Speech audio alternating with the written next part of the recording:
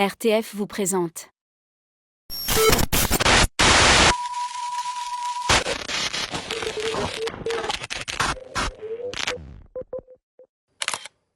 Ce 22 février sera une date historique dans le Woroba.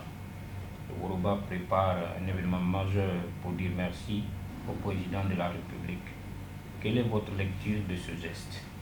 Merci de l'opportunité que vous m'offrez. Mais vous savez que quand on évoque le président Alassane Ouattara dans le Woroba, nous on dit chez nous dans le Worodougou, c'est Adodougou. Le village d'Ado, la terre d'Ado. Donc c'est pour dire que nous avons un lien indéfectible à la personne donc, du président de la République. Et cet événement à venir sera encore une occasion pour que nos populations, nos parents, nos femmes, nos jeunes, toutes les forces vives de nos trois régions vont démontrer encore à la face du monde notre attachement à la personne du président de la République, nos remerciements et toute notre gratitude pour tout ce qu'il a fait et qui continue et continuera de faire pour que les fils et les filles du Woroba puissent goûter au bonheur qu'il apporte à l'ensemble de la Côte d'Ivoire. Donc c'est un événement majeur. Nous allons mettre les petits plats dans les grands plats. Nous allons vraiment faire ce qu'on appelle une démonstration de force pour, comme je l'ai dit, marquer notre attachement indéfectible à sa personne et surtout à sa politique de développement et de paix et de rassemblement depuis qu'il est à la tête de notre pays. Je voudrais donc profiter de votre occasion pour inviter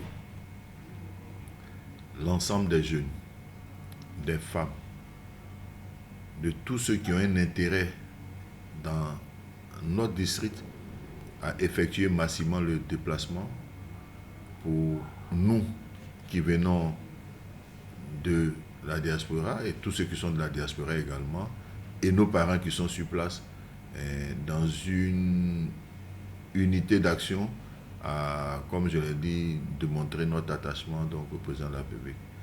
Les choses avancent, les préparatifs vont train sous la coupe du PCO, donc qui est le ministre Moussa Sanogo.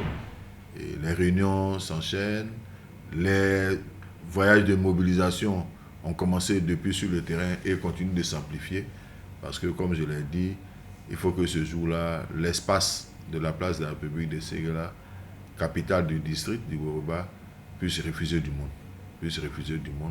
Et comme je l'ai dit, rendre ce vibrant hommage à son Excellence Alassane Ouattara pour tout le travail abattu, aussi bien dans notre région, aussi bien dans notre district que dans l'ensemble de la Côte d'Ivoire.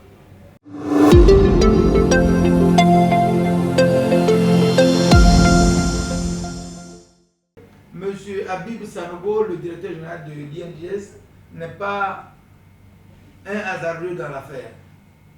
L'histoire est dynamique. L'histoire n'est pas statique.